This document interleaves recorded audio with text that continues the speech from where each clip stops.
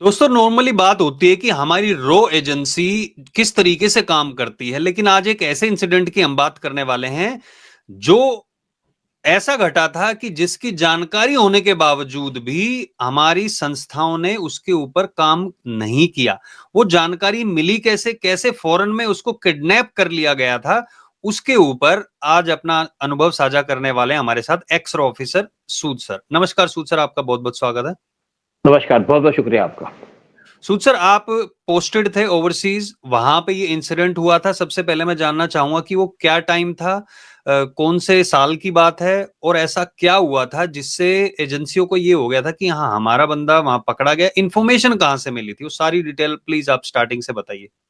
देखिए, अभी यहाँ पे जो दिल्ली के अंदर जो ब्लास्ट हुआ, जहाँ पे व्हाइट कॉलर डॉक्टर पकड़े गए, यहाँ पे लोग ने क्वेश्चन पूछना शुरू कर दिया कि कैसे व्हाइट कॉलर के लोग इस टाइम पे इन्वॉल्व हो सकते हैं टेररिज्म के अंदर।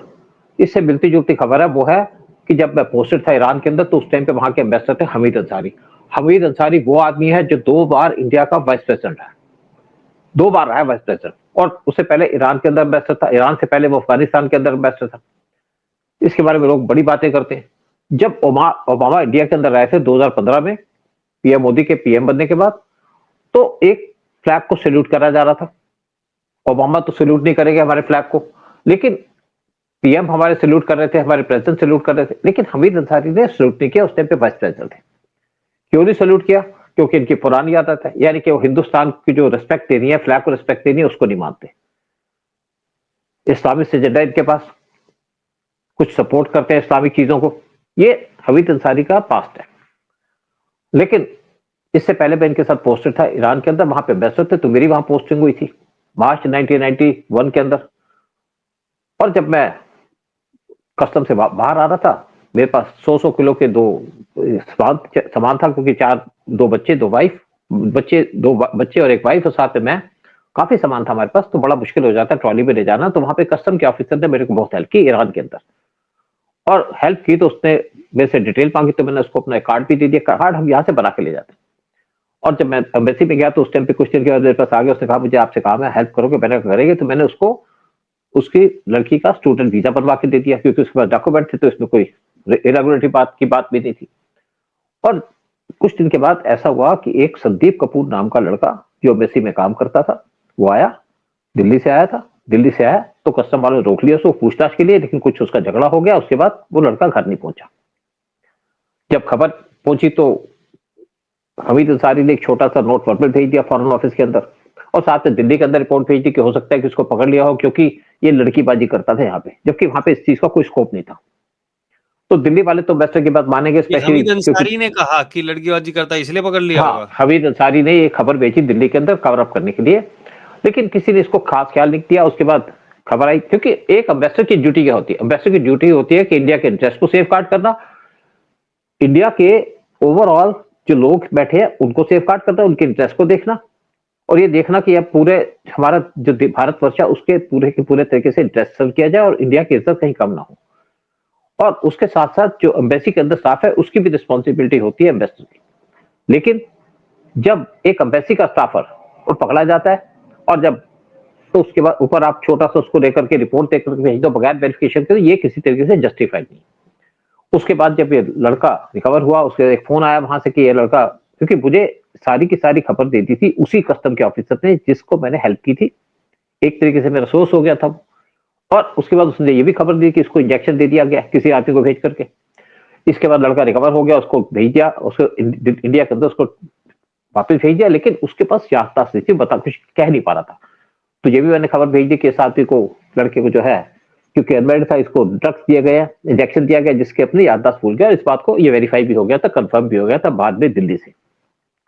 कुछ महीने के बाद एक डीवी माथुर नाम का जो था लड़का, जो पासपोर्ट सेक्शन में था, वो ऑफिस से दिल्ली घर से ऑफिस आया, लेकिन ऑफिस पहुंचा नहीं। हंगामा मच गया कि पासपोर्ट के अंदर लोग खड़े हैं तो कौन काम करेगा। शाम तक उसकी वेट करते थे, लेकिन अंसारी ने उसी तरीके से छोटा सा नोट पर भेजा कि हमारा आदमी मिसिंग है, लेकिन कोई एफर्ट नहीं की। मैंने अपनी तरफ से उस आदमी को ट्रेस किया, बहुत से हॉस्पिटल में चेक करा दिया, पुलिस स्टेशन में चेक करा दिया, लोकल्स की वजह से, हेल्प से, लेकिन उसका कोई पता नहीं चला। लेकिन अंसारी को कोई फर्क नहीं पड़ता था। और उसके बाद 2 दिन तक उस आदमी का पता नहीं चला। नेक्स्ट डे वहां पे लोगों ने डिमॉन्स्ट्रेशन करनी शुरू कर दी। मैंने वहां पे डेमोन्स्ट्रेशन कराई, स्पेशली जो लेडीज उनकी जो वाइफ थी एम्प्लॉयज की, कि कल आपके साथ भी हो सकता है, क्योंकि मैंने इतने पीरियड के अंदर वहां पे पूरा कंट्रोल कर लिया था, लोगों को कॉन्फिडेंस जीत लिया था। जब तब कुछ नहीं हुआ तो उसके बाद मैं गया एक वहां पे, उस टाइम पे तो मोबाइल फोन तो थे नहीं, घर से हम फोन कर नहीं सकते, हम मैसेज से नहीं कर सकते क्योंकि सारे फोन टैप हो जाते हैं। उसके बाद मैं गया एक आपके पोस्ट ऑफिस से जाकर दिल्ली में एक दोस्त को फोन घुमाया। मैंने कहा ऐसी ऐसी इंसिडेंट हुई है, तो आप जाके अटल बिहारी को वाजपेयी को बताओ। अटल बिहारी वाजपेयी उस टाइम पे अपोजिशन के लीडर थे। उसने अपॉइंटमेंट मांगी और नेक्स्ट जाके अटल बिहारी वाजपेयी से बात की। अटल बिहारी वाजपेयी ने कहा ये तो बहुत अच्छा आदमी है, जब मैं फॉरेन मिनिस्टर था तो ये तो प्रोटोकॉल ऑफिसर था। उसने कहा जी होगा अच्छा आदमी, क्योंकि हमीद अंसारी शक्ल से तो शरीफ आदमी लगते हैं काफी। तो वहां पे उसने सारी बात की, तो अटल बिहारी वाजपेयी ने कहा भाई ये तो शरीफ आदमी, मेरे साथ काम भी किया, तो आप कैसे इसको कंफर्म कर सकते हो। उससे पूछा कि किसने आपको खबर दी है, तो उसने कहा जी एन के सूद ने, क्योंकि मेरा नाम अटल बिहारी वाजपेयी जानता था, मैं उनसे मिला करता था, पंजाब के इश्यूज पर डिस्कस किया गया था जब मैं सिक्योरिटी में था। तो उन्होंने इमीडिएटली नरसिम्हा राव को फोन किया, और नरसिम्हा राव के फोन करने के बाद अंसारी को फोन किया नरसिम्हा राव ने, तो अंसारी ने वहां पे मूवमेंट करनी शुरू कर दी, यानी कि एम्बेसी में वो फॉरेन ऑफिस चला गया। और इसी बीच में वहां पे लेडीज ने डेमोन्स्ट्रेशन शुरू कर दी थी, जो एम्प्लॉयज की वाइफ थी, क्योंकि मैंने उनसे कहा कि कल इनके साथ हुआ, कल आपके साथ भी हो सकता है।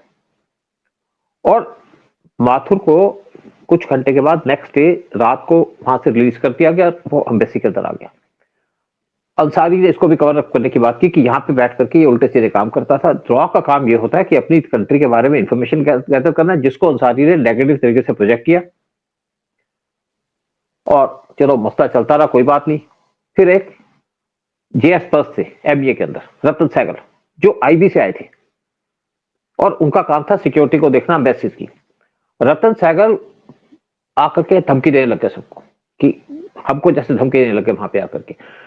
आईबी से थे, उनको स्पेशली एक एम के नारायण थे जो आईबी के चीफ थे, उनको उन्होंने स्पेशली पोस्ट कराया। रतन सहगल के क्लोज लिंक थे आपके राजीव गांधी के साथ, क्योंकि दोनों डून बॉयज थे। और वहां जाकर के इन्होंने पोस्ट ले ली जेएस पर्स की एमए के अंदर, और ये अंसारी के साथ मिलकर के हमको धमकी देने लगे। चलो चल गया, सब कुछ चलता रहा। ऐसा है, मैं छोटे मतलब छोटे सारी बात करूं। अपने ही देश के कर्मचारियों को बाहर जो रह रहे हैं, धमकी किस लिए, मतलब क्या धमकी, समझा नहीं मैं। मतलब मैं तुम्हें वापस भिजवा दूंगा, फलाना कर दूंगा। क्योंकि उसके बाद क्या हुआ कि जब ये माथुर का केस सॉल्व हो गया, तो हमीद अंसारी ने सबको एक मीमो इशू किया कि तुम्हारे हस्बैंड आए थे, मुझे भी इशू किया कि तुम्हारी वाइफ आई थी। तो मैं एक्चुअली रूल्स रेगुलेशन के अंदर काफी मेरा होल्ड था। तो मैंने उनसे पूछा, मैंने कहा जी मेरी वाइफ तो आई थी, लेकिन मुझे पता क्या आई नहीं। कहते उसने वैसे बिहेव किया। मैंने कहा आपसे तो मिली नहीं, आपसे मिसबिहेव कैसे किया, आप मुझे स्पेशल इंसिडेंट बताओ ताकि मैं आपको प्रॉपर रिप्लाई दूं। क्योंकि मैं रूल्स रेगुलेशन के हिसाब से बात करता हूं, जो हमारे कंडक्ट रूल्स हैं, जो हमारे सीसीए रूल्स हैं। तो आप बताइए कि किस टाइम से मेरी वाइफ आई और उसने आपसे क्या क्या बात की। अंसारी समझ गया कि इसको तो काफी नॉलेज है इन चीजों की, तो अंसारी साहब ने मुझे छेड़ा नहीं। लेकिन धमकियां मुझे मिलती रही कि तुम्हें वापस करते गया। एक मैसेज दिया कि आपको इंडिया भेजे, मैंने कहा भेज दो, कोई मैं पासपोर्ट की हेरी फेर तो कर नहीं रहा, पैसे तो खा नहीं रहा कहीं पे। मैं वीजा के अंदर भी मेरा कोई ऐसा रोल नहीं है कि मैं ऐसे काम करूं। तो अंसारी मेरा कुछ बिगाड़ नहीं सका, क्योंकि उसको पता था कि मैं पूरा रिप्लाई दूंगा। मैंने ये भी कह दिया कि अगर ये कुछ गड़बड़ करेगा तो मैं इसको दिल्ली में जाकर के पकड़ लूंगा, मैं किसी की परवाह नहीं करता, क्योंकि यंग आदमी थे उस टाइप पे, कुछ भी कर सकते थे, और हमारी पुरानी हरकत भी ऐसी रही है। चलो जी, बात चली गई। उसके बाद एक सिक्योरिटी गार्ड था मोहम्मद उमर, जो मेरे काफी क्लोज था, मिशन का आदमी था। वो जा रहा था कहीं पे, तो उसको उनकी इंटेलिजेंस के लोगों ने पकड़ लिया, क्योंकि जो सिक्योरिटी गार्ड होते हैं ज्यादातर बगैर फैमिली के रहते हैं। तो बाद में उसको पूछताछ करके तंग करके उसको छोड़ दिया किसी ना किसी तरीके से। तो उमर ने मुझे फोन किया कि मेरे साथ ऐसी ऐसी बात हुई है। उस टाइम पे एम्बेसडर के घर पे पोस्टेड था। तो मैंने उसकी बात सुनी, तो मैंने जब अपने बॉस को बताया कि ऐसी ऐसी बात है, तो उसने एम्बेसडर को बताया। एम्बेसडर कहते हैं बता नहीं रहा, इससे आप बात करो जाकर के। तो मैं उमर के पास वहां गया, तो उमर से बात की। मैंने कहा उमर क्या हुआ था। कहते जी ऐसे जा रहा था मैं, तो इन्होंने मुझे पकड़ के यहाँ पे बिठा लिया और काफी देर तक तंग करते थे, 2-4 थप्पड़ मारे। तो मैंने कहा क्या चाहते हो। मैंने कहा तुम्हारे को वापस भेज देंगे, इससे ऊपर कुछ नहीं होगा, तुम अपने नॉर्मल तरीके से रहो, कोई इशू नहीं है, मैं तुम्हें प्रोटेक्शन दूंगा। जब मैं वापस आया तो मेरे बॉस ने कहा कि आप मोहम्मद उमर के खिलाफ रिपोर्ट लिखिए कि इसके ईरान की सिक्योरिटी के साथ लिंक थे, यानी कि उनकी इंटेलिजेंस के साथ लिंक थे। मैंने कहा सर उसके तो कोई लिंक नहीं थे। कहते नहीं, एम्बेसडर चाहता है कि आप उसके बारे में ऐसी रिपोर्ट दो कि उसके लिंक थे। मैंने कहा ये रिपोर्ट मैं नहीं लिखूंगा, और दूसरी बात क्यों करेगा वो काम। कहता क्योंकि वो उनके लिए काम कर रहा था, इससे पहले जाहिदान में पोस्टेड था, जाहिदान भी ईरान के अंदर एक जगह है। मैंने कहा अगर उनके लिए काम करता तो ये क्यों उसको उठा के ले जाते? कहता क्योंकि वो इन्फॉर्मेशन नहीं दे पा रहा। मैंने कहा इन्फॉर्मेशन इसलिए नहीं दे पा रहा कि एम्बेसडर के घर पे पोस्टेड है, तो समझते इंटेलिजेंस वाले, तो उसको क्यों तंग करेंगे? मैंने कहा जी ऐसी रिपोर्ट मैं नहीं दूंगा। तो एम्बेसडर नाराज हो गया था, एम्बेसडर अंसारी नाराज हो गए थे। मैंने कहा होता है तो होता रहे, मेरे को किसी के कर्जा नहीं देना, मैं एंटी नेशनल काम नहीं करूंगा। जबकि एक मुस्लिम की बात थी, उसके बाद एक पी के मतलब वेणुगोपाल। एक चीज ठीक है ये आप बता रहे हो, लेकिन अपने ही बंदे को जो काम कर रहा है बाहर, उसी के खिलाफ गलत रिपोर्ट बनाने के लिए खुद एजेंसी के अंदर ये बोला जा रहा है, ये सच में? क्योंकि जनता तो ये सोचती है कि हमारी एजेंसी बाहर काम कर रही है तो उन पे अटूट विश्वास होता है, और खुद के एम्प्लॉय के ऊपर इस तरीके का इल्जाम लगाना, मतलब ये कैसे, लोग कैसे विश्वास करेंगे फिर एजेंसियों पे? क्योंकि अंसारी साहब उस टाइम पे ये प्रूव करना चाह रहे थे कि जो भी जिसको किडनैप किया जा रहा है उसकी गलती उसी आदमी की है। एजेंसीज को प्रोटेक्ट करना चाह रहे थे, यानी कि इंटेलिजेंस जो थी ईरान की उसको प्रोटेक्ट करना चाह रहे थे, और सारा ब्लेम डाल रहे थे लोगों के ऊपर। उनको किसी की चिंता नहीं थी, कोई मर जाए। जैसे जब माथुर को पकड़ा गया तो उसको, उनकी जो प्रिजन है सबसे डेंजरस प्रिजन है, वहां रखा गया था, पीटा भी जा रहा था उसको, 72 घंटे से ज्यादा उसको रखा गया। बाद में उसको कहा जब वापस आया तो इसको आप रिपोर्ट कर दो, तो उसको रिपोर्ट भी कर दिया गया। और माथुर ने ये कहा था कि अगला नंबर तुम्हारा, उसने मुझे कहा था कि तुम्हारे को आइडेंटिफाई कर चुके हैं, तुम्हारा नंबर है। और ये सारी की सारी डिटेल कैसे पता चली ईरान के इंटेलिजेंस को? नेचुरल बात है, कोई अंदर का इन्वॉल्व था। रिस्पॉन्स अंदर का इन्वॉल्व किया था, एम्बेसडर को पता होता, बाकी किसी को पता ही नहीं होता इस चीज का कि कौन है वहां से, कौन कहां से है। और उसके बाद एक पीके वेणुगोपाल जो हमारे हेड थे, उनको पकड़ उठा लिया गया, जो घूमने गए थे कहीं पे। उसके बाद अंसारी ने उनके खिलाफ में रिपोर्ट लिखी कि ये आदमी के इलीगल एक्टिविटीज है। अच्छा, उन लड़कियों मतलब के कुल मामले मिला में के जो जो वहां पे लोग काम कर रहे थे अपने देश के लिए, उन सबको, मतलब बहुत सारे लोगों को उठाया गया, और वो सारे लोगों को उठाया गया क्योंकि वो देश के लिए काम कर रहे थे, और उन्हीं लोगों पर बाद में इल्जाम लगा दिया कि उनका लिंक ईरान के साथ था। ये एस्टेब्लिश करने के लिए बोला गया ताकि सिक्योरिटी एजेंसी को बचाया जा सके, क्योंकि वो सिक्योरिटीज, वो हमीद अंसारी का उन पे कंट्रोल था, और राजीव गांधी के क्लोज भी कुछ लोग थे, वो भी चाहते थे। तो ये सारा जो कांड जो दिखाया जा रहा है, अभी ये बात करते हैं कि बीजेपी के अंडर में ये चीजें हो रही हैं, लेकिन उस टाइम पे इतना कंट्रोल था एजेंसी के ऊपर कि अपने ही लोगों को फंसाया जा रहा था और पकड़वाया जा रहा था। बिल्कुल। उसके बाद एक और बात हुई कि एक पीके वेणुगोपाल को उठा के ले गए। जब उसके बारे में था तो इन्होंने उसके बारे में रिपोर्ट गलत दे दी कि इसकी इलीगल एक्टिविटीज है, कि उल्टे सीधे काम कर रहा है। हमारे जो ऑफिसर होते हैं अपना अपना काम करते हैं, क्योंकि उसकी फैमिली नहीं थी उस टाइम पे वहां पे। बाद में दिल्ली बुलाया गया मुझे, एक आदमी आया इंक्वायरी करने के लिए क्या कुछ हो रहा है, और सारे वहां पे रिपोर्ट दी कि यहाँ पे रॉ के लोगों को उठाया जा रहा है और इनको यूनिट को बंद कर दिया जाए। मुझे दिल्ली बुलाया गया, तो दिल्ली आया तो मेरे को ब्रीफिंग दी। मैंने कहा जी इसमें से जो भी लोग थे उनको कोई गलती नहीं थी, उनको जबरदस्ती फंसाया गया। जैसे संदीप कपूर को उठा लिया गया एयरपोर्ट से, क्या उसने गलती की थी, क्या गलत काम किया था, क्या ड्रग्स से क्या आ रहा था? माथुर को उठाया गया जब अपने घर से ऑफिस आ रहा था, क्या गलत काम थी उसके अंदर, उसको उठा लिया गया। लेकिन अंसारी ने किसी को प्रोटेक्शन नहीं दी, बल्कि उन्हीं के खिलाफ चार्जेस लगा दिए। फिर जब मोहम्मद उमर है जो एमईए का था, जो सिक्योरिटी गार्ड था, उसको उठा लिया गया, क्योंकि मोहम्मद उमर हमारे काफी क्लोज था, कई बार हम उससे काम कराते थे, कोई बातें करते थे, उसको उठा लिया गया। उसी तरीके से पीके वेणुगोपाल को उठा लिया गया, और उसके बाद सारे रिपोर्ट दी कि रॉ के स्टेशन को बंद कर दिया जाए। अब बहुत से लोग देखता हूँ कि टीवी को डिस्कशन करते हैं, पता किसी को नहीं होता, इवन रॉ के अंदर किसी को नहीं पता, जो मुझे पता क्योंकि मैं वहां पे प्रेजेंट था। बाकी कोई चला भी गया हो, लेकिन किसी को इतना नहीं पता जितना मुझे पता था। मुझे बुलाया गया तो मैंने वहां पे कहा कि यहाँ पे तो एक पर्पस चल रहा था, यानी कि अंसारी का जो एटीट्यूड था अलग था। 2 बार तो उसके लड़के को उठा लिया गया था, किसी लड़की के साथ घूम रहा था कार के अंदर, क्योंकि ईरान में ये चीजें परमिसिबल थी। बाद में उसने ईरानी लड़की से शादी भी कर ली। और फिर एक बार मैंने ये भी कहा कि भाई एक बार वहां पे सर्कुलर आया था कि गाड़ियां बाहर खड़ी होती है, गाड़ी के नीचे, एम्बेसडर की गाड़ी के नीचे जीपीएस लगा रहे थे, क्योंकि वो भरोसा किसी पे नहीं करते थे ईरानी।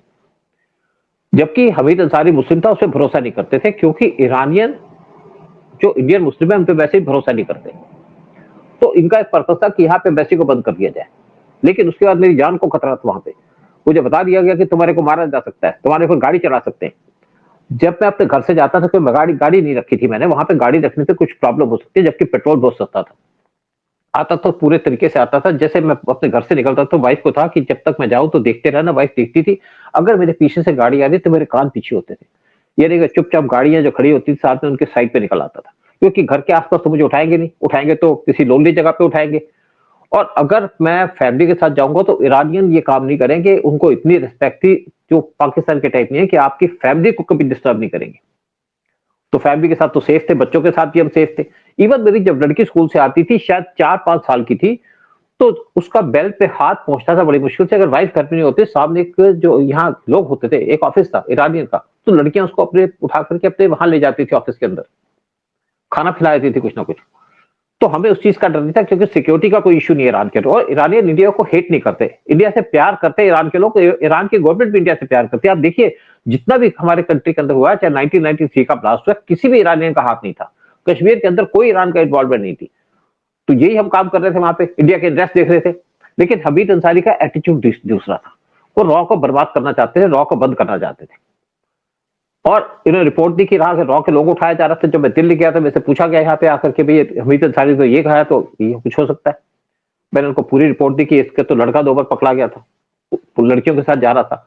हमीद अंसारी की गाड़ी के नीचे जीपीएस लगा रहे थे, वो खबर दी, वो तो इसको भी वॉच कर रहे थे। और मैंने कहा इसके अंदर तो एमबीए के लोग भी थे जिनको उठा के लगेगा, अब तो रॉ के थे तो एमबीए के भी थे, वो भी चीज चल गई। लेकिन साथ में फिर मैंने ये भी कहा कि यहाँ पे तो एक नेवी का जो नेवल अटैची था, उसको भी रास्ते में रोक लिया गया था। एक फर्स्ट सेक्रेटरी था, उसको भी रास्ते में रोक लिया गया था। तो यहाँ पे लोगों को तो बहुत परेशान भी कर रहे थे ईरान के लोग। तो हम कैसे पिन पॉइंट हो गए? तो अल्टीमेटली हमारा जो यूनिट था बच गया। लेकिन बहुत से लोग कहते हैं, जैसे मैं एक टीवी की डिबेट सुन रहा था, उसमें से किसी को पता नहीं था। एक आदमी कह रहा है यहाँ पे तो आईबी को पूरी इन्फॉर्मेशन दी। अरे आईबी कहां से आ गई? ये तो रॉ का स्टेशन है, आईबी तो फॉरेन में पोस्टिंग ही नहीं होती, आईबी के लोग थोड़ी होते हैं फॉरेन के अंदर। और दूसरा कह रहा था जी यहाँ पे तो पूरा यार रॉ का यूनिट एक्सपोज कर दिया अंसारी ने। मैं शायद इंडिया टीवी की बात कर रहा हूँ, वहां पे डिस्कशन चल रही थी, तो गौरव आर्या भी बैठा था वहां पे। गौरव आर्या ने कहा, ये भी ऐसे एक्सपर्ट हैं जैसे पता कुछ नहीं लेकिन बोलेंगे जरूर, रॉ के बारे में किसी को कुछ नहीं पता।